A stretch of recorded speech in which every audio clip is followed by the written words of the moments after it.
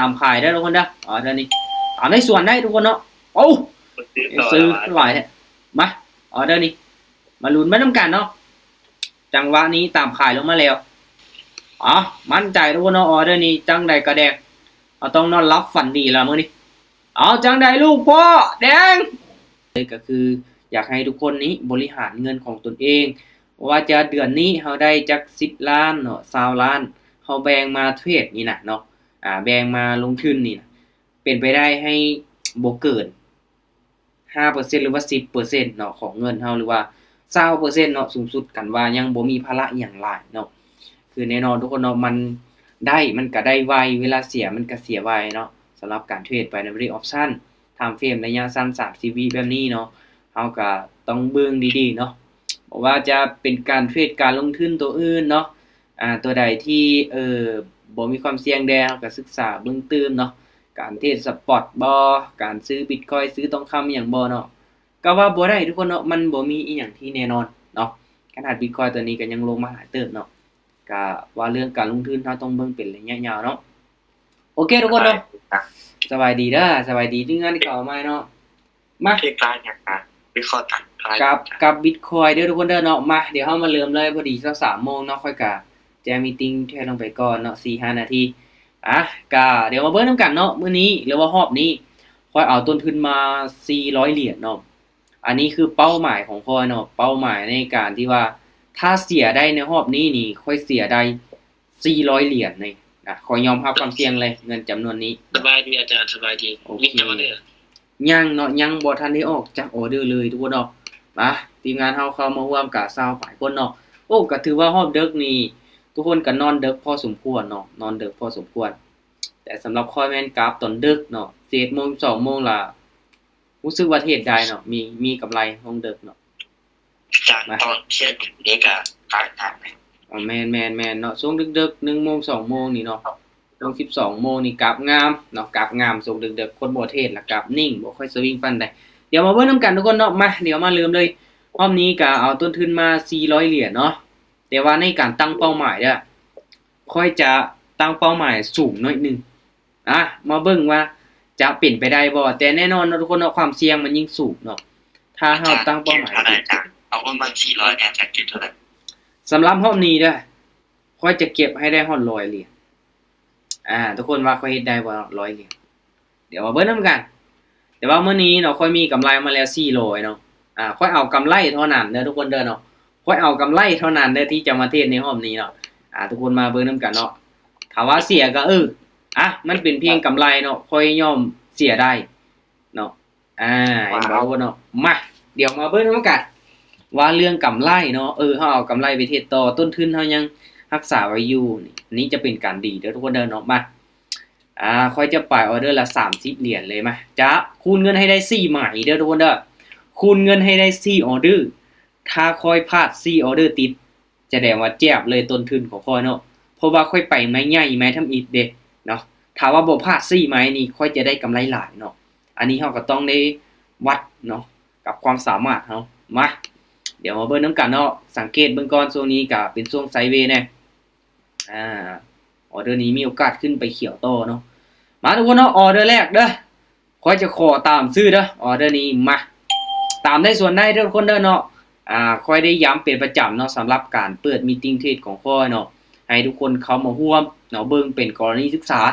ถ้าไผที่มีงบมีต้นทุนอยากเทรดตามได้ส่วนได้เนาะแต่ว่าต้องยอมรับความเสี่ยงให้ได้เนาะเวลาเฮาเสียจะบ่โทษกันเนาะทุกคนเนาะมาออเดอร์นี้ขึ้นเขียวงามหลายออเดอร์แรกบ่ว่าสิลงมาขึ้นไปเขียวบักสูงๆเนาะทุกคนออเดอร์แรกก็แฮกมาตัวสิไปแฮกโค้งที่หยังเนาะทุกคนเนาะงามๆออเดอร์จังได๋กะวิเรียบร้อยมาออเดอร์แรกแฮกมาเนาะไปกันต่อทุกคนเนาะไปกันต่อตามได้ส่วนได้เด้อทุกคนเด้อต้องมีข้อไปนำกันมันถึงไม่เด้ออาจารย์โอเคมาออเดอร์นี้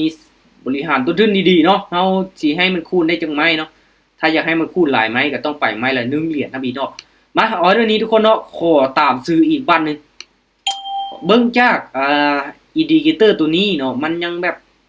ขนานกันขึ้นอยู่ยังขนานกันขึ้นอยู่เนาะแล้วก็แท่งเทียนมันเป็นแท่งเทียนสลับลงมายาวแน่เนาะ แล้วก็ MACD นี่มันยังเป็นสีเขียวเด้อทุกคนเด้อเนาะ MACD ยังเป็นวอลุ่มสีเขียวอยู่เนาะมาเบิ่งว่ามันสิสลับขึ้นไปเขียวอีกได้บ่สำหรับออเดอร์นี้ขึ้นไปยาวๆลูก2ออเดอร์แรกจังไดนิ่งเขียวงามในบ่ออเดอร์นี้จังไดลูกพ่อโอเคนิ่งไว้เด้อโอเคงามเนาะทุกคนเนาะค่อยมักจังซี่แหละเนาะกราฟมันบ่สวิงบ่มีการเคลื่อนที่ในตอนท้ายนี่มักเนาะค่อยมักจังซี่เลยเนาะ แค่นี้ก็เด็กแล้ว กราฟ BTC เด้อทุกคนเด้อทุกคนเข้ามาให้ทุกคนเบิ่งขีดสีส้มตัวนี้เนาะถ้ามันหยุดหลุมเนาะกราฟตัวใดเนาะเห็นบ่ BTC เนาะแสดงว่าค่อยกำลังเทรดตัวนั้นเลยเนาะให้เบิ่งขีดสีส้มตัวนี้เนาะโอเคปรับเงินมาทุกคนเนาะออเดอร์นี้เด้อขอตามซื้ออีกบ้านนึงตามซื้ออีกตามแท่งเทียบสลับอีกมาเพราะว่ามันยังแบบมีโอกาสสลับได้เนาะมาเบิ่งน้ำกัดเนาะมาเบิ่งน้ำกัดเพราะว่าเบิ่งจากเส้นตัวนี้ยังสีขึ้นเนาะยังขนาดขึ้นจังใดลูกมีโอกาสสลับอีกได้บ่เบิ่งนับเบิ่งก่อนเนาะ1 2 3 4สลับมาหลายไม้แล้วเนาะสลับมาหลายไม้แล้วแต่ว่า MACD นี่เริ่มโก่งทุกคนเนาะเริ่มโก่งเนาะเอาขึ้นได้เวลายังอยู่จังได้บ่ทุกคนเนาะบ่ได้ออเดอร์นี้ค่อยสังเกตเห็นว่าเนาะเส้นสีฟ้าตัวนี้เด้อทุกคนเนาะมันเริ่มโก่งมาหน่อยนึง เรื่องมีความส่วนเด้อ ตามได้ส่วนได้ทุกคนเนาะโอเคออเดอร์ใดที่ต้องค่อยเทรดโบวินแล้วทุกคนเทรดส่วนนี้โอเคดีเลยทุกคนเนาะนะหลักๆก็ให้มีกำไรนำกันเนาะบ่ว่าจะตัดว่าจะส่วนเนาะโอเคจาก30ค่อยไป60เนาะมาออเดอร์นี้ทุกคนเนาะโอเคมาค่อยจะขอตามซื้ออีกบ้านนึงเฮงซื้อมาหลายเนาะเฮงซื้อมาหลายออเดอร์นี้ลองตามซื้อขึ้นไปลองเบิ่งเด้อมีการทิ่มไซลงมาเนาะตอนท้ายทุกคนเด้อมาเบิ่งนำกันว่ามันสิขึ้นได้บ่เนาะเพราะว่าแห้งซื้อมาหลายเนาะสังเกตเบิ่งแห้งซื้อมาหลายเนาะมีโอกาสที่จะขึ้นไปต่อให้เฮาได้บ่โอเคมาทุกคนเนาะเพราะว่าเบิ่งจาก MACD วอลุ่มเขียวยังมีอยู่เนาะแต่ว่ามันก็อยากขึ้นสูงหน่อยนึงเนาะสำหรับแท่งนี้จังได้ขึ้นได้บ่ค่อนข้างที่จะนิ่งเนาะทุกคนเนาะเนี่ยพลาด2ไม้บิน2ไม้โอเคบ่เป็นหยังอาจารย์ออเดอร์นี้ก็ส่วนคือการกดแชร์เดี๋ยวเอาเบอร์น้ำกันเนาะตามได้ส่วนได้ทุกคนเนาะแสดงว่าโซนนี้มันกะเป็นทรงไซด์เวย์อยู่เนาะไซด์เวย์อยู่เด้อโอเคมาปรับเงินออเดอร์นี้100 เนาะ100เหรียญ4ไม้เด้อทุกคนเด้อเนาะ4ไม้เท่านั้นเนาะถ้าว่าเฮาพลาด4ไม้นี่เฮาเจ็บเลยเนาะโอเคทุกคนเนาะออเดอร์นี้มั่นใจมาซื้อเลยออเดอร์มั่นใจเนาะมั่นใจโอเคจัดไปทุกคนเนาะมั่นใจใส่เต็มที่เลยนะเห็นบ่เพราะว่าช่วงนี้ทุกคนเนาะค่อยเบิ่งย้อนหลังเห็นบ่มันลงมา2แท่งเทียนแดงมันจะขึ้นเขียวเนาะลงมา2แดงตัวนี้ก็ขึ้นไปเขียวเพราะว่าเบิ่งจากลักษณะมันแล้วมันยังเป็นคล้ายๆกับขาขึ้นอยู่มันยังเป็นแนวโน้มขาขึ้นอยู่เนาะฉะนั้นมีโอกาสที่จะขึ้นไปต่อได้เนาะโอเคออเดอร์นี้เขียวงามๆลูกสวย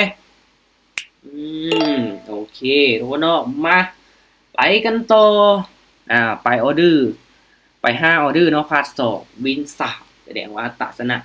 ยังมีอยู่ได้ทุกคนเนาะโอเคมา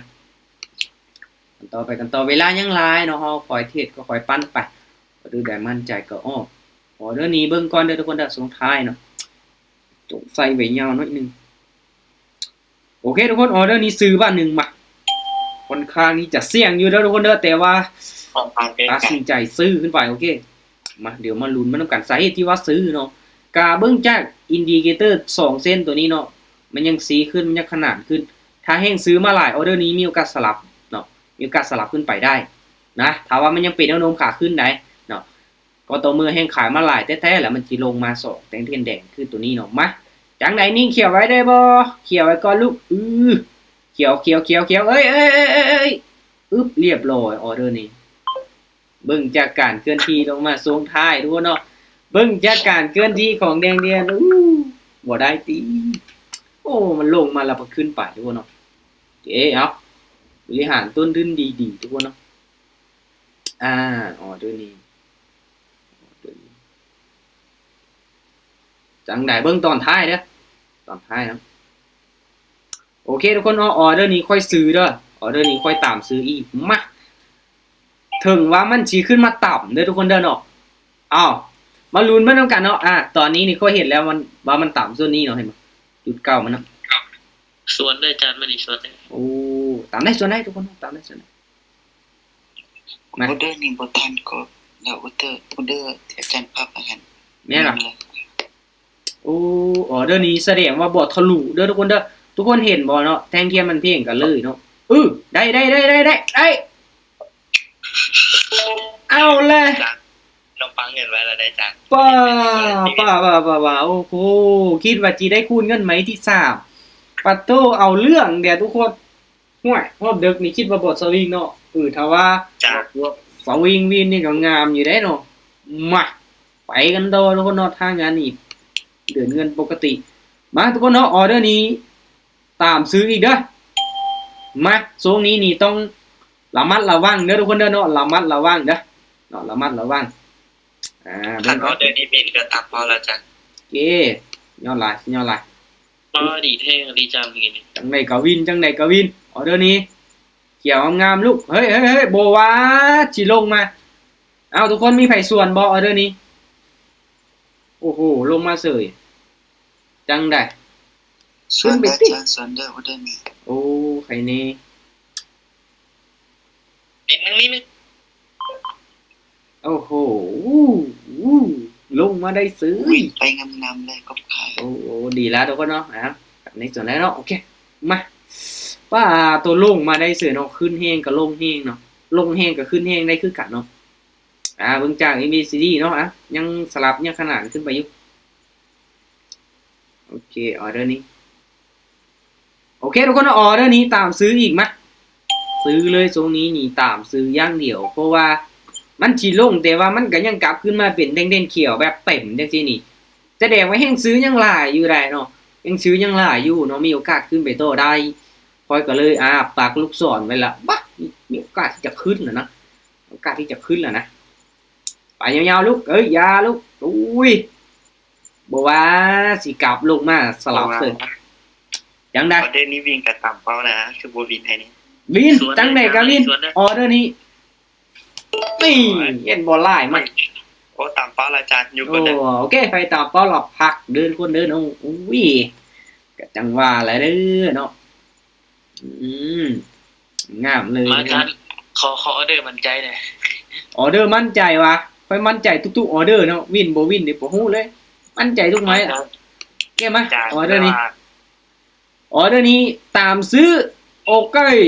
ไปอย่างเดียวมาแนวโน้มขาขึ้นนี่ ซื้อจนรวยเลยว่าตา ชื่อจนรวยเลยมื้อนี้เนาะมาชื่ออย่างเดียวอ้าวออเดอร์นี้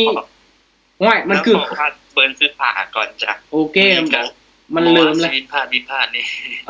แม่นเนาะอาจจะวิน1พลาด1เนาะ วิพาดนี่ก็ได้กันหลายแหละ แม่นถ้าเฮาเดินเงินแบบคูณเงินไปนี่ได้กำไรเนาะ1เหรียญ2เหรียญบ่เนาะคือค่อยนี่ไป30คูณไป60เนาะเอานี่เขียวติลูกออเดอร์นี้ค่อยว่ามันบ่แม่นละติโอ้ลงมาซื้อทุกคน ส่วนได้ออเดอร์นี้1วิสุดท้ายวิ่งเลย โอเคส่วนให้สุดตามให้สุดเนาะทุกคนเนาะเพราะว่าวินกับ วินกับพลาดก็เสมอกันอยู่เนาะส่วนก็น่าจะมีกำไรอยู่เนาะเอาไม่ยังมาปรับเงินไปต่อโอเคออเดอร์นี้ลงมา2แดงจังซี่มาออเดอร์นี้ทุกคนเนาะซื้ออีกออเดอร์นี้เมื่อกี้นี้เนาะทุกคนเนาะมันขึ้นไปเขียวก่อนเด้อเห็นบ่มันขึ้นไป3แท่งเทียนเขียวก่อนเนาะมันก็เลยลงมาแดงเนาะตามเทคนิคโอ้มาออเดอร์นี้จังได๋ว้ามันคือมาตื่นเต้นแต่ละบาทนี่ทุกคนมันคือมาตื่นเต้นแต่ละบาทนี่ขึ้นไปยาวๆลูกขึ้นไปยาวๆแล้วกลับลงมาแดงได้บ่ทุกคนออเดอร์นี้ขึ้นได้บ่อย่างไหนกาวินไปนิ่งกิ๊บโอ้โห บ่ขึ้นเลยออเดอร์นี้โอ้เบิดเวลาแล้วจังขึ้นไป ออเดอร์นี้ก็ส่วนคือการค่อยกับขายมี โอเคตามได้ส่วนได้ทุกคนเนาะยินดีนะ ส่วนทุกออเดอร์ก็มีกันหลาย แม่น ส่วนมีกัน ส่ว หลาย นทุกออเดอร์ก็มีกำไรเนาะโอเคมาปรับเงินไปต่อเบอร์น้ำกาออเดอร์นี้มาทุกคนเนาะออเดอร์นี้ขอตามซื้ออีกซื้อให้สุดจังหวะนี้ซื้อจนรวยเลยจังหวะนี้เนาะมาออเดอร์นี้มีโอกาสขึ้นไปต่อเนาะเบิ่งจากย้อนหลังแล้วมันยังขึ้นมาบทจับหน่อยบ่ใจเทียนตัวนี้ก็อยู่เทิง แต่ไอ้เทียนตัวนี้ก็อยู่เทิงเนาะตัวนี้ก็อยู่เทิงเนาะเห็นบ่มันยังขึ้นไปบ่จับเนาะแล้วก็เบิ่งจาก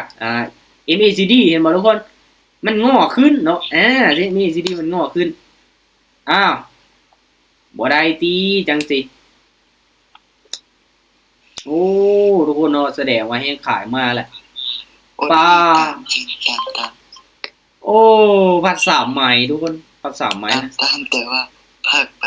อื้อหือมาไหมที่สี่เนาะไหมสุดท้ายไหมคูณเงินของเฮาถ้าว่าบ่วินนี่ก็ห่วยขาดตื้นตัวเนาะ2นิ้ว ง่ายๆ วินแล้วก็แย่งยายเนาะวางนี้ก็โอเคออเดอร์นี้ผ่านก่อนเด้อแป๊บนึงนะครับแป๊บนึงมาเอามาเบิ่งน้ำกัน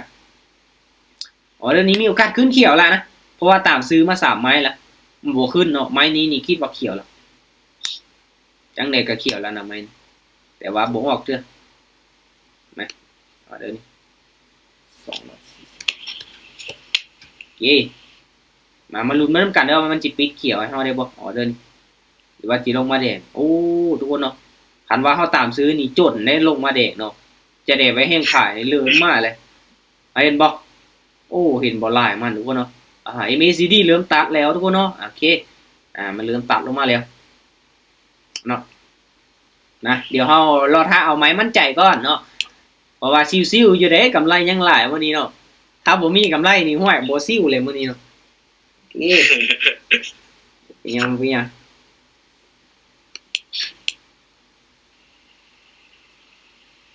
โอ้ยังขายมาหลายผ่านก่อนเด้อทุกคนเด้อแป๊บนึง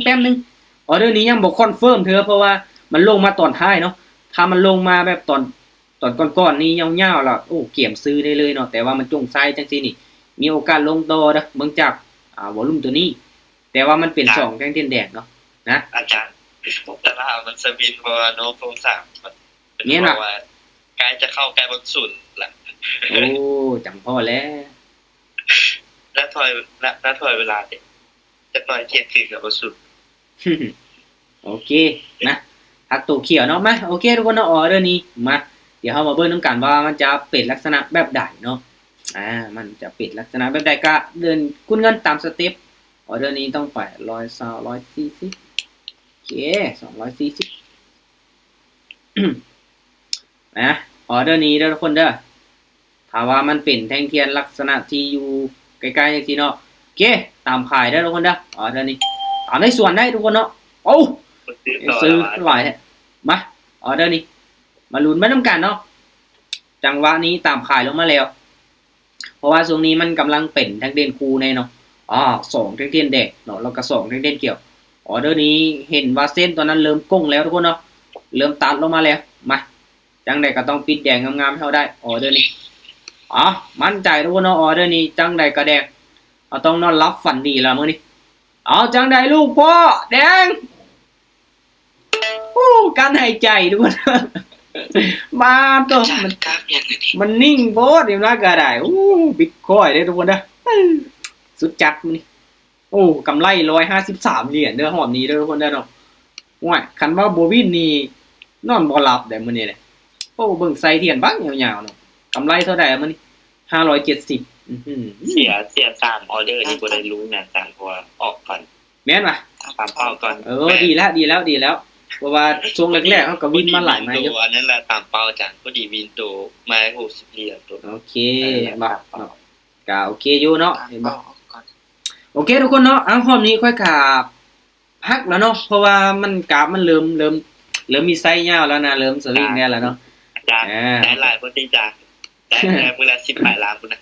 มันบ่ได้ทุกมือหันติเนาะบางมือค่อยก็ลบอยู่เนาะ อันได้ทุกมือนี่ห้วยรวยปันโอเค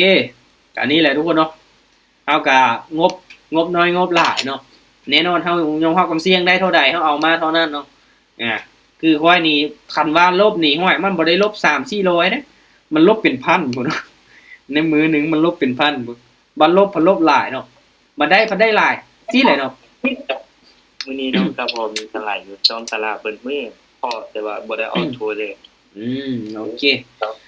ก็ดีเนาะเพราะว่าเฮากับวางแผนเอาเดือนนี้ก็เอาบ่มาเท่าได้โอเคกำไรมื้อนี้เบาๆทุกคนเนาะ เน้นเรื่องการบริหารต้นทุนของเฮาเนาะคูณเงินให้มันได้อย่างน้อยก็4ไม้ซะเนาะบ่มีไผดอก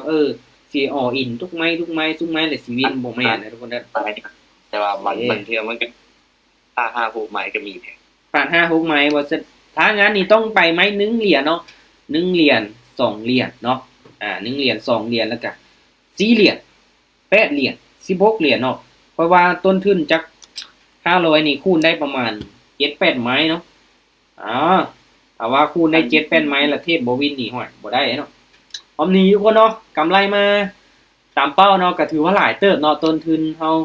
400เหรียญเนาะจนฮอด53เหรียญเนาะโอ้โหที่จริงตั้งเป้าไว้100เหรียญเนาะแต่ว่ากำไรมาหลายมื้อนี้เนาะเอากำไรมาเทศโตเนาะมื้อนี้เนาะเอากำไรมาเทศโตกำไรปันไปเนาะโอเค จะละเอาอีดูจ้ะ กำลังออกอีก